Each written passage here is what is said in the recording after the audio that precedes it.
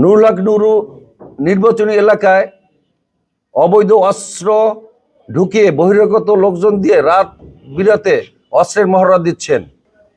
প্রিয় সাংবাদিক ভাইয়েরা, আমি ফখরুজ্জামান বাদল, দশপিনা উপজেলা বিএনপির সদ্য বিদায়ী কমিটির সিনিয়র যুগ্ম সাধারণ সম্পাদক। এখানে উপস্থিত আছেন আমাদের সকল নেতৃবৃন্দ, তাদের সামনেই আমি আপনাদের সম্মুখে এই কথাগুলি বলছি। প্রিয় সাংবাদিক ভাইরা, আপনারা অবগত আছেন ঢাকা বিশ্ববিদ্যালয় ছাত্রদলের সাবেক সাধারণ সম্পাদক ও সভাপতি এবং বিএনপির কেন্দ্রীয় নির্বাহী কমিটির অন্যতম সদস্য পদ থেকে পদত্যাগ করা জননেতা জনাব হাসান মামুন ত্রয়োদশ জাতীয় সংসদ নির্বাচনে পটুয়াখালী ৩ আসন গলাচিপা দশপিনা থেকে প্রতিদ্বন্দ্বিতা করছেন।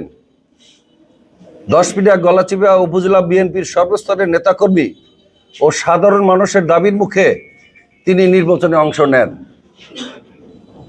নির্বাচনে তিনি ঘোড়া প্রতীক নিয়ে প্রতিদ্বন্দ্বিতা করছেন।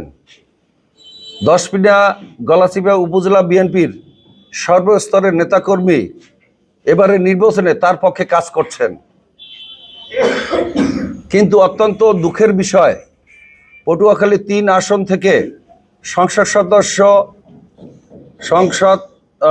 নির্বাচনে অংশ নেয়া গণ অধিকার পরিষদের সভাপতি ডাকসুর সাবেক ভিপি জনাব নুরুল হক নূর বিএনপির আসন সমঝোতার প্রার্থী হওয়ার পর থেকেই আমাদের বিএনপির কর্মীদের বিভিন্নভাবে ভয়ভীতি অসংলগ্ন বক্তব্য দিয়ে আসছেন। প্রিয় ভাইয়েরা, আপনারা অবগত আছেন 2018 সালে কোটা বিরোধী আন্দোলনের মাধ্যমে তার উত্থান। সেই সময় সকল বিরোধী দল এবং প্রবাসীগণ তাকে অর্থায়ন করে।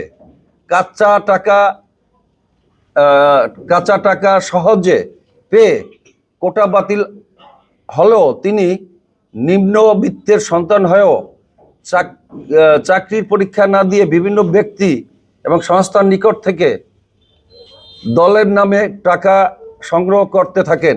এটি বিভিন্ন সময়ে দলীয় নেতাকর্মীদের মধ্যে আস্থার সংকট তৈরি করে, যা আপনারা ইতিপূর্বে দেখেছেন।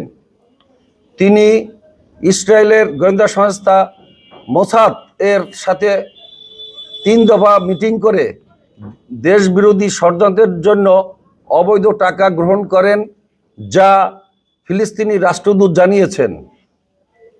5ই আগস্টের পর তিনি বিভিন্ন মন্ত্রণালয়ে তদবির বাণিজ্য করে কোটি কোটি টাকা অবৈধভাবে অর্জন করেছেন।